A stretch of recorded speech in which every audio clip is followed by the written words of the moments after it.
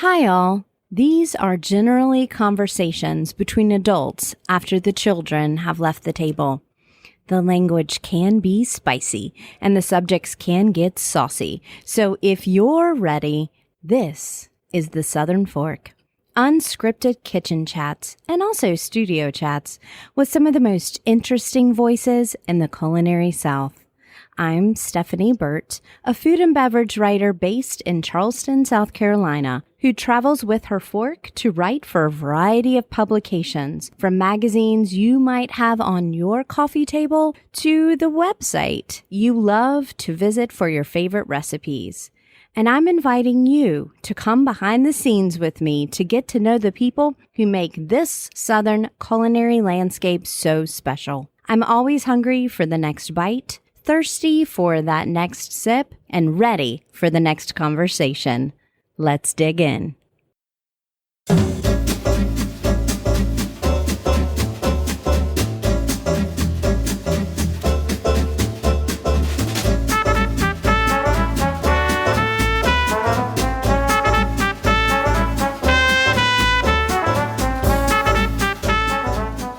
The Southern Fork is sponsored by Townsend Automotive Group in Tuscaloosa, Alabama.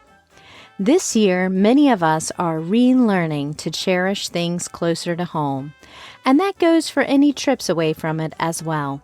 Enter the road trip, perfect for a weekend getaway, a camp out as the weather cools, or, if you're like me, dinner reservations. The Townsend Auto Group began 48 years ago with the late Charles Townsend, who started selling cars in his hometown of Memphis in the early 50s. Later, he and his family moved to Alabama, and in 1972, he purchased the local Ford dealership, and soon other dealerships followed.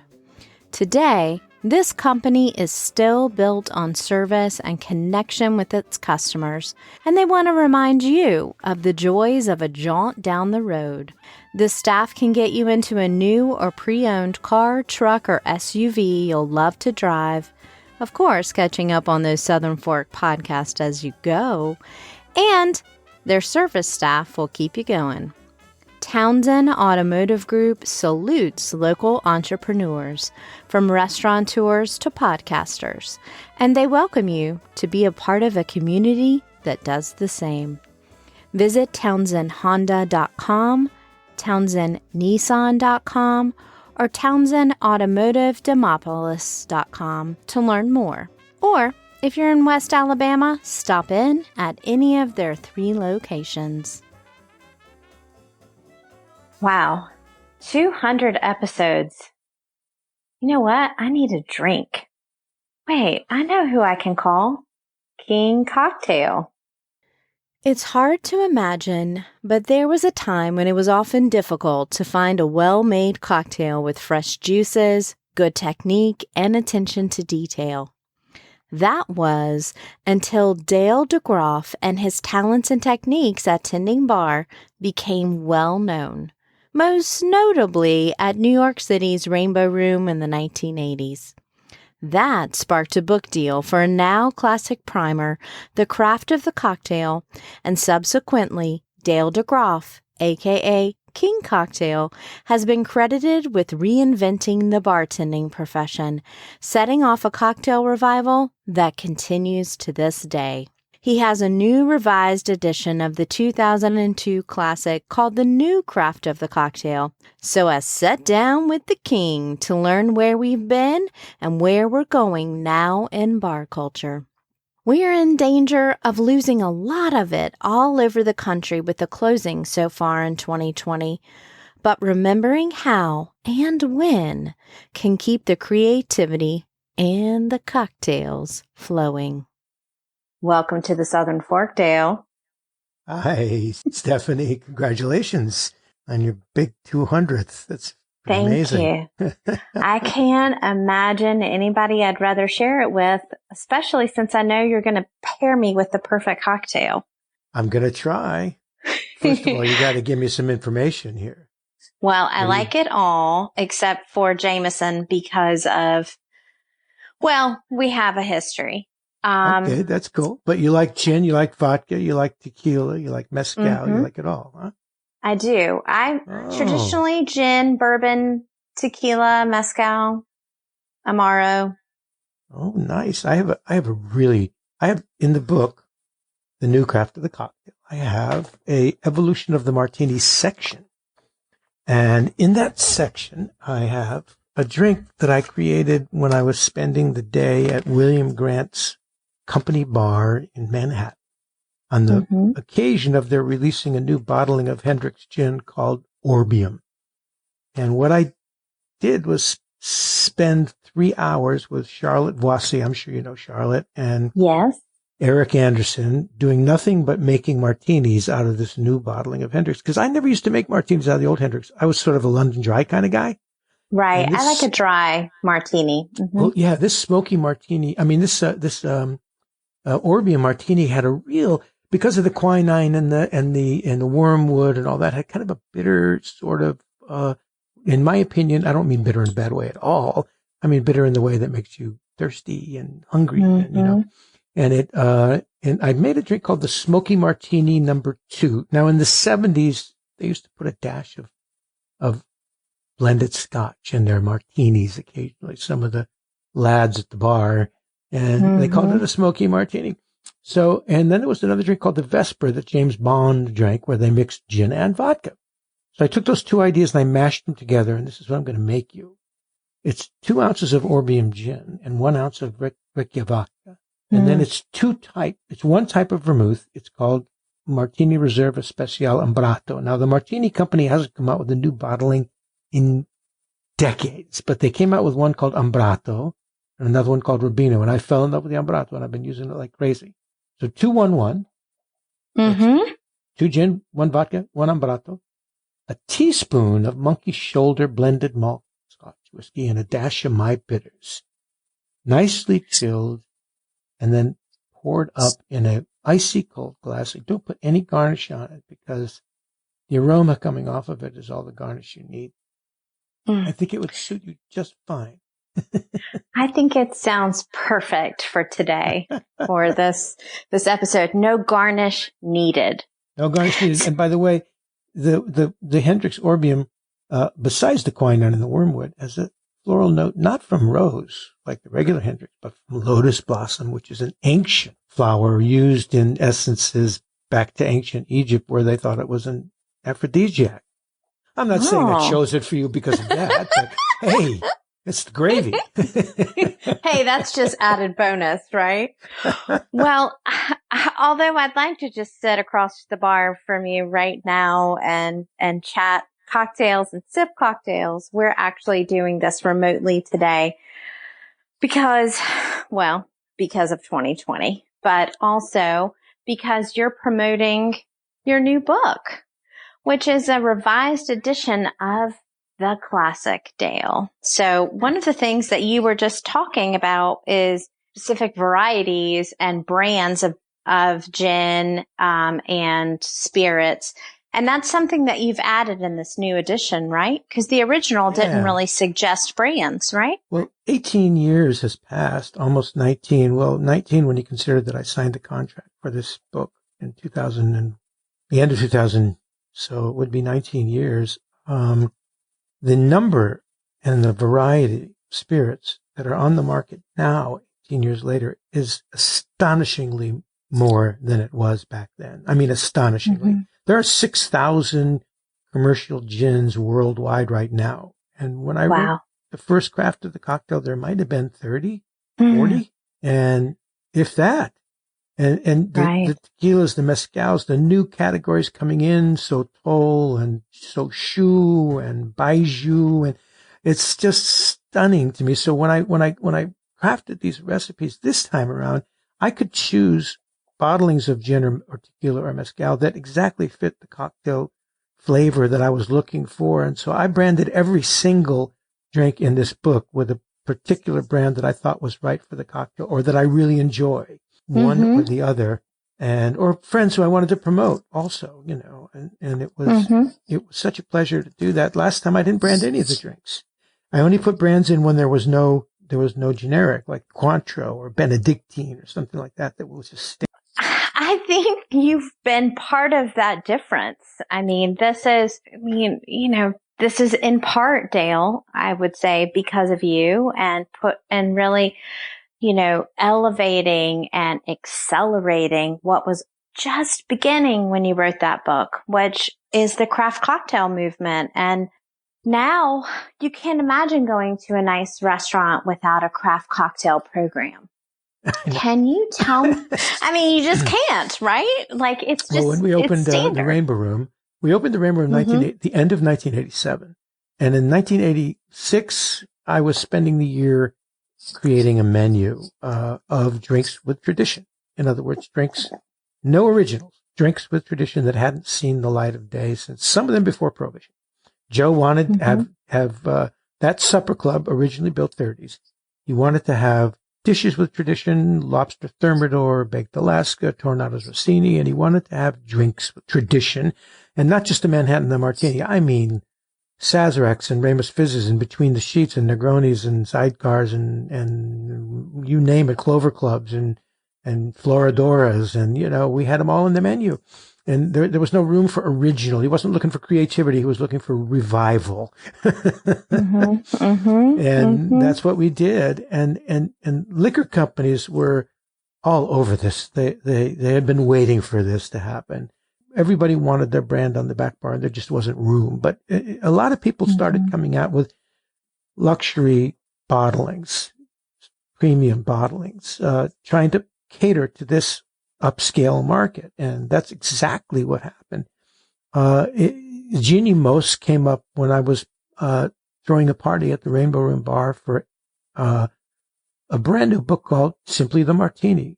And it was a stunning tabletop book. And the author was a fine artist and a incredible character whose dad had a bar called the Matador in San Francisco because he was an American matador, fought 69 bulls in Spain, and he was a friend of Hemingway's, And, wow.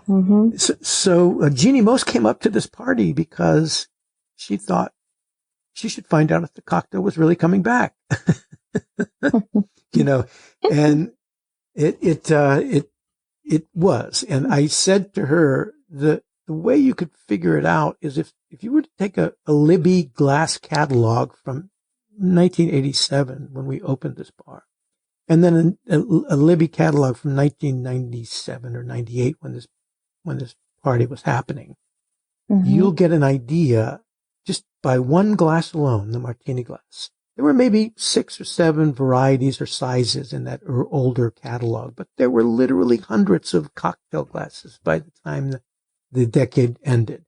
And that says something about the growth of the cocktail in the interim. It definitely does. Yeah. Right. And I love a coupe glass. I'm old school all the way. So I think that author, by the way, was Barnaby Conrad III. Oh, good. His dad was the one who had the Matador. Oh, right. With the Martini book. So you did create a pretty famous cocktail, that was, wait a minute, what was it called? The Cosmopolitan? No, I didn't.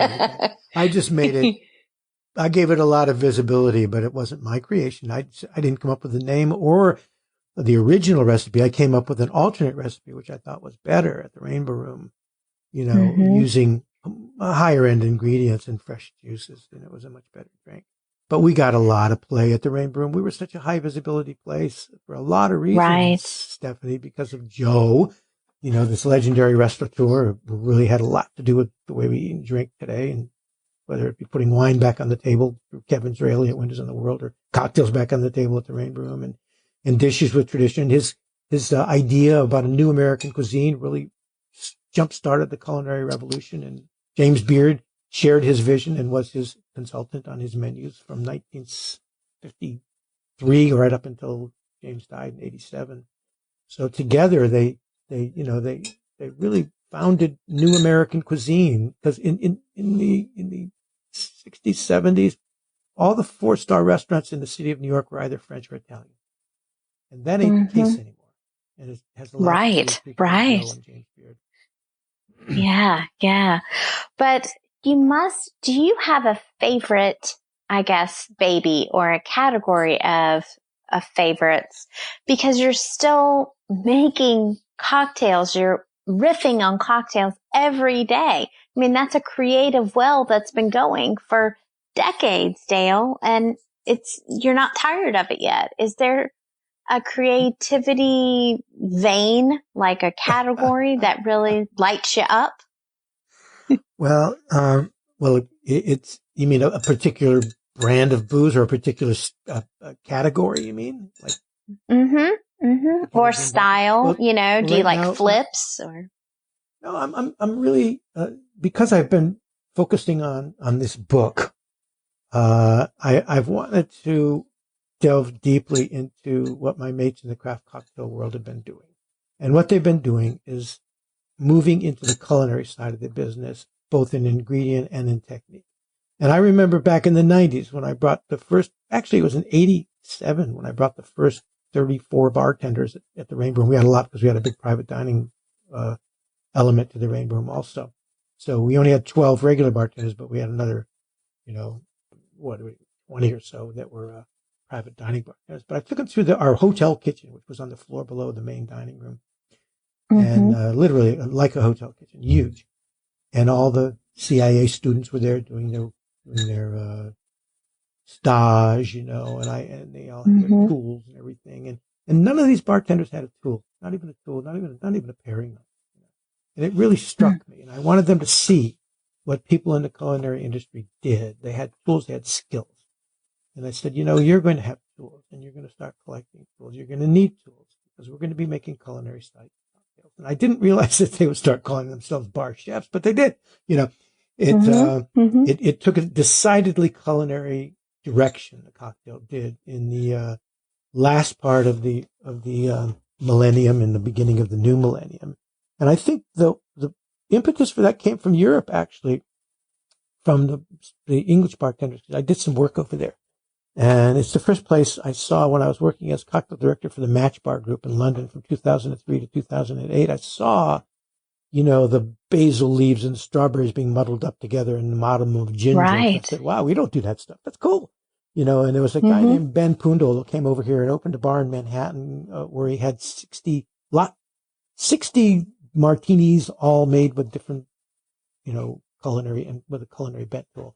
It collapsed under its own weight because there weren't bartenders who knew how to do it, and it was too crowded to do that many drinks on a single menu, and nobody knew how to do them anyway. And but it was a ambitious and very interesting beginning. And I think that the way that bartenders have drifted toward the culinary side of the business, and the way chefs, by the way, have become much more interested in their bars than they ever were before, is interesting. Right. And I wanted to feature those cocktails, and that's what I was, for the last year and a half, focusing on, finding young friends, good friends of mine, who are making extraordinary drinks that are in this category of what I call culinary cocktails. I love it. And I think this particular year has driven home the idea of the cocktail cart again and home cocktail parties. Suddenly that has bottled been cocktails and canned cocktails. Yes. I don't want to make a Mai Tai at home. Please can it. Exactly. It's not something I want. I think it's quite interesting what's going on. It is, right? Me too. I think it's a really nice, creative kind of bubble, that's just kind of bubbled up.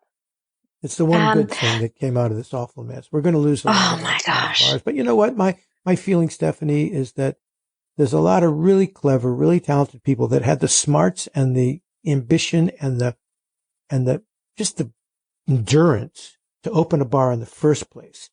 And if they lose that bar, which a lot of them are going to do in this mess, it's going to be easier for them the next time around because they've already been through it, and they're smart and they're clever and they'll do it again. Maybe they'll leave New York and go to a city where the rents are cheaper.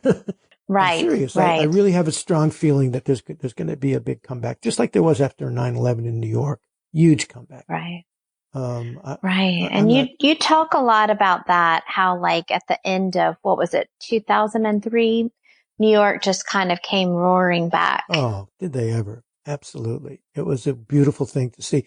We were on steroids. I mean, it was just extraordinary, the events and it was gangbusters until 2008 when they had that stock market crash, and it took the wind out of our sails for 18 months or so. But, that was a minor bump in the road, because by then the craft cocktail movement was in full steam ahead, and there were openings in cities all over the country of these crafty kind of bars, these, some small speakeasies, some divey bars that had fun things to do, but also great drinks. And it's just been an amazing, it's just a fun thing to walk into a bar that you've never been to before and like see if you can kind of figure out the aesthetic and the style. And if the music matches with the cocktails, matches with the decor,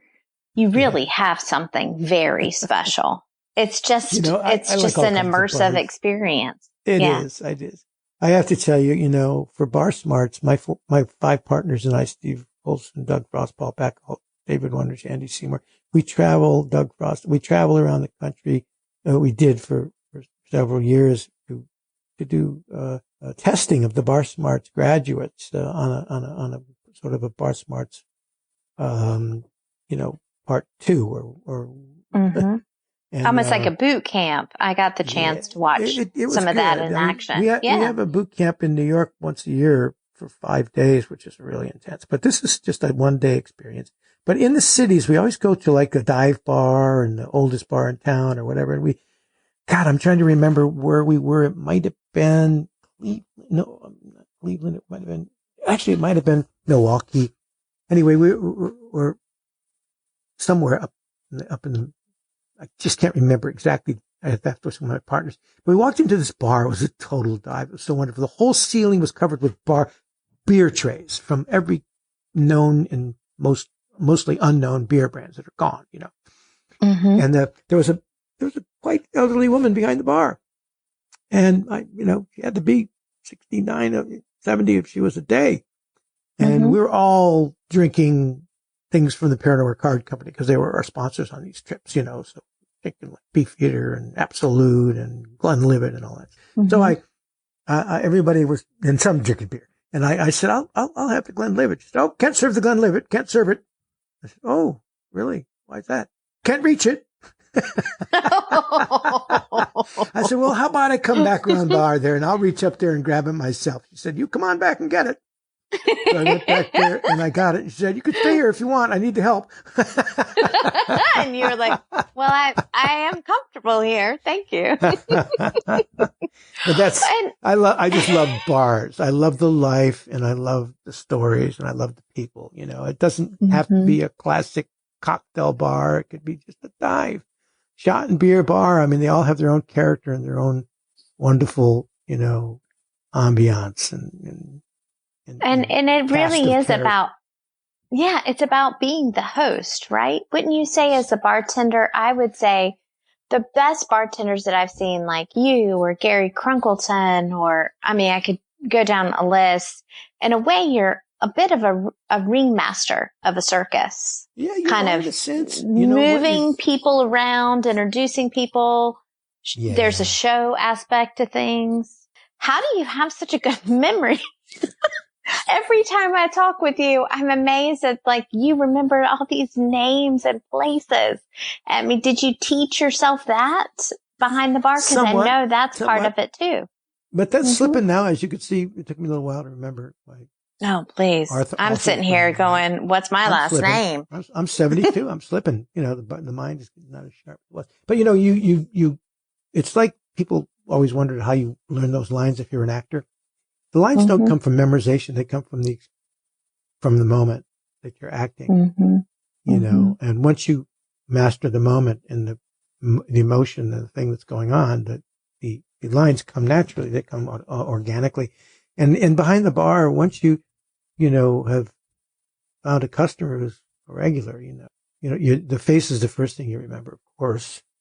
The drink is the second thing you remember, and the name is the last thing you remember. But, you can have the drink on the bar without even knowing the name sometimes because that memory, and I sort of, And there are great bartenders who can do that, better than me. Got Doug Quinn, who worked at PJ Clark's for a while and now works at Hudson and Malone, and he's opening a new place in Westport, Connecticut. Doug was one of those guys. When I would walk through the front door of Clark's, by the time I got to a stool, there was a Glenlivet on the bar right there. I'd have to call him from the door and say, "Hey, I'm having a Guinness tonight." Otherwise, it's too late. Right. I'm serious. That's so awesome. But that's hospitality, right? It is that. I mean, we joke about that. Right. We joke about that feeling because of the show Cheers. We say, I want that bar where everyone knows your name. But there is a community aspect to that kind of hospitality. And it goes really beyond the glass. My name for it, my line for it is that we don't go to bars, we go to bartenders.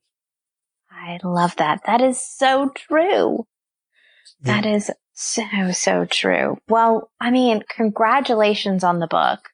I can't wait to make cocktails out of it. But I mean, it's a monumental achievement. It is not a small little thing. Well, writing a book the first time around was a monumental achievement. Right. It hasn't gotten any easier. Especially to update it. Right. When I wrote the first draft, the cocktail, I turned it in 2001, the end of the year. Well, actually August, I guess. Right before 9/11, I thought for sure this book won't go anywhere, but actually I'm in my 17th hardcover printing with that book. So it did go somewhere. Oh my gosh. I just remember, the turning in that manuscript. And I had a good agent, Writer's House, a woman named Susan Ginsburg. She's the best. And my first agent was John Hodgman, who got out of the agent business, became an actor, but his mom died and he turned me over to another agent. It just so happened it was a top agent at that Writer's House, agency. And, I didn't read the contract. I don't read contracts. I just did the gig and I turned in the manuscript. It came back the next day by FedEx. There was a short note that said, "Dear Mr. DeGroff, we contracted you for one book at 75,000 words. I never even knew there was a word count. And you have delivered 2 books at 135,000 words. You have 2 weeks or you will be in breach of contract." Was a big deal because they gave me some money up front and I would have to give it all back. You know what I mean? And I'd spent it already. So I called a writer friend of mine named Anthony Giglio and I said, "Help." Anthony had never written a book at that point. He's written a few now, but he was a magazine, spot writer. Mm-hmm. And I said, "You got to help me. I got to help me. I have 2 weeks to make this, so he came over and we just sat with the book for 2 weeks and he said, "Okay, this chapter, themed cocktail parties, it's out." And I'm going, "The whole chapter?" He's like, "We got to go for chunks." But this time, at least I had the word count in mind and I still wasn't happy about it because I wanted to tell stories that I couldn't. Wow. That's what the book tour, virtual or not, is for. So yep. What's next? What's making you hungry? What are you interested in next? I'm in a little house in Pawcatuck, Connecticut that we bought right in the middle of COVID. Got out of New York. We had planned to do that before COVID hit, but then got a little more difficult. I'm in an area that I know really well, New England water, seaside community. Mm-hmm. I'm still, deeply involved in Zoom shows, and I just had the USBG event right before you, and I'm deeply involved in all the things I do, and I will continue to be. I don't think you retire from this business. To tell you the truth, I don't plan on retiring from this business. I'm still fascinated by what's going on. So people ask me, what's the next trend? I mean, I know that chefs invent trends and so do young bartenders just by talking to journalists, and that happens. Trends get started that way, but we're in such an interesting place now that there is no limit to what can happen as on the culinary side of the business. There is no limit. It's a wide open field for these guys who are creative and using the basic recipes to get out these drinks. And we have basic recipes in the cocktail world, just like they do in the culinary world. We have our bechamel, we have our hollandaise, these, that's actually hollandaise. Bechamel is a spin off of the hollandaise. We have that same thing. There's only 5 basic sauces in the culinary world, and thousands of dishes have been invented from them. And that's what's happening now. We have our strong stirred drinks. We have our sours. We have our multi-liquor drinks and all these kind of basic sauces, Manhattan martini, sour, fizz. We have our long drinks. We are going crazy with variations on these basic. Well, I'm glad that you're, staying busy, shall they say. What is one aspect of your job that has evolved and blossomed throughout the years, but what's one aspect that really fits like a puzzle piece with an aspect of your personality? Well, I've embraced the idea of the bartender as an oral historian, storyteller, and that's key to my success at the bar and in life. I'm now dining off those stories, but I was a good listener, and I watched people, and I watched how they told stories and why they worked and what they were about, and I adopted stories, I stole stories. I could end with a wonderful story from the Hotel Bel Air, which was one of my spectacular jobs. I had the day shift when I first went to work there, and there was an elderly couple who came in and sat at the corner table I could hardly see from the bar, and I served them lunch. Most people dined out under the bougainvillea, but they were elderly and they wanted to be indoors. The piano player had called me earlier in the day to tell me not to let anybody bang on the piano because he lost the key and couldn't lock it. It was a Steinway Baby Grand. And I looked up to see the fellow pulling up the stool and raising the top of over the keys, and I ran over there and I said, "Excuse me, sir." I hate to say it. Our regular piano player, Bud Herman, and I explained, and he said, "Oh, no problem." So I took his credit card and went back to close out the check, and I looked at the name and called up the front desk and said, "Could you please tell me that Vladimir Horowitz, who's sitting in my bar, isn't the Vladimir Horowitz, one of the great piano players of the 20th century?" And they said, "Oh yes, Mr. Horowitz has a in downtown LA. He's playing at the big theater downtown, Opera House." And I said, "Oh my God." I ran back over to the table and I said, "Mr. Horowitz, you can play the piano." I said, "Oh no, young man, I travel with my piano. I completely understand Mr. Herman's request, and I will honor it. So I'm the only person in the 20th century who told Vladimir Horowitz not to play the piano." Amazing. Well, I still have a couple more questions though, if that's okay. One is there anything keeping you up at night right now? Yeah. The fact that a lot of my mates are losing their bars. It's just yeah. And I'm also, just flabbergasted by this guy who's running our country now. Yes. I hate to see what's going on. Tribalism is such an apt word.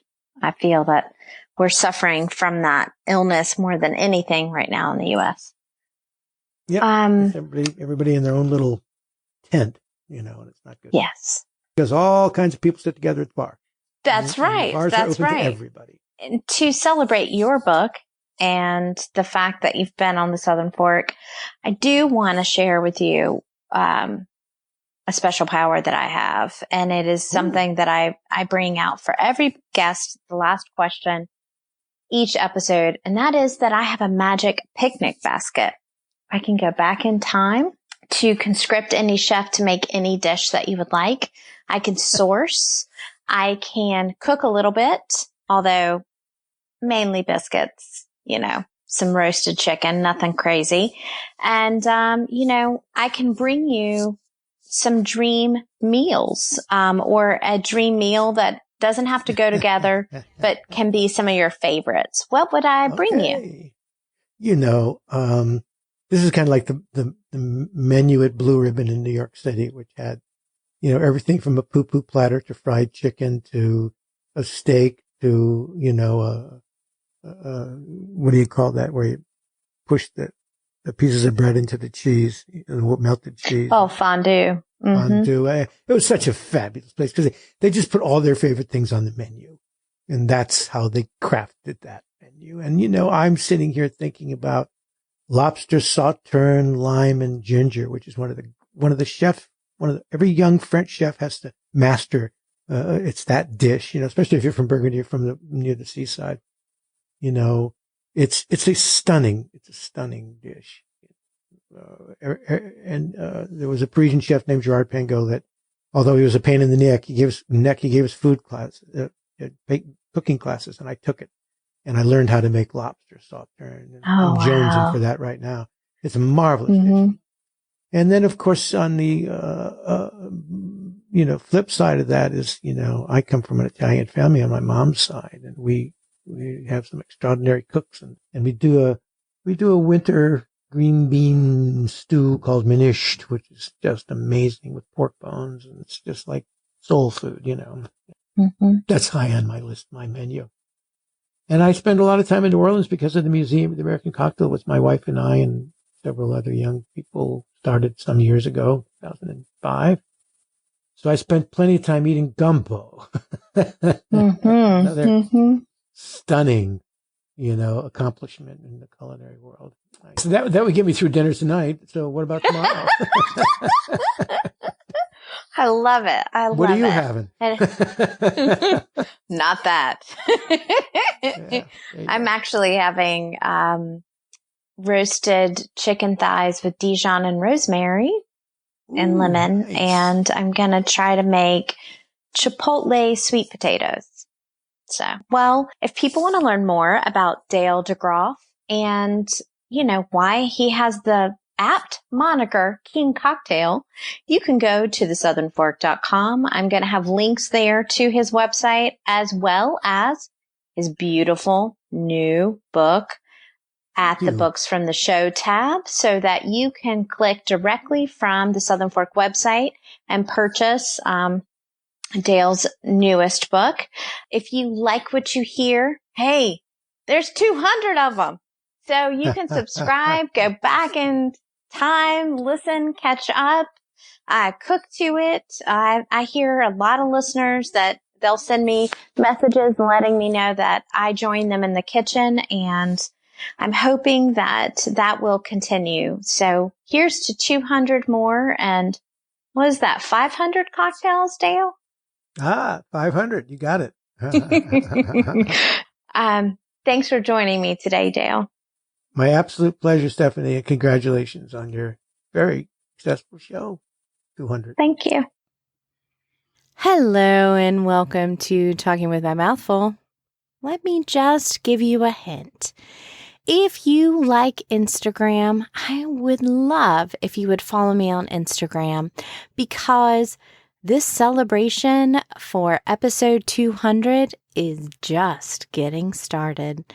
I'm so excited to finally slide into home base for 200 episodes, but sitting here in my walk-in closet surrounded by, vintage shoes and some hats and a lot of pattern and color, I'm going to tell you right now, I can't wait to get out there on the road again and get you another 200 more.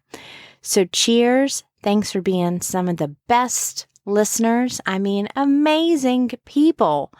Beyond listeners, I've gotten to know so many of you, and I look forward to meeting more of you as the years progress.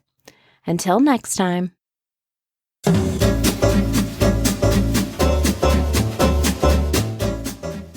You've been listening to The Southern Fork. I can't wait to bring you more culinary conversations, but in the meantime, I have one question. Are you going to eat all that?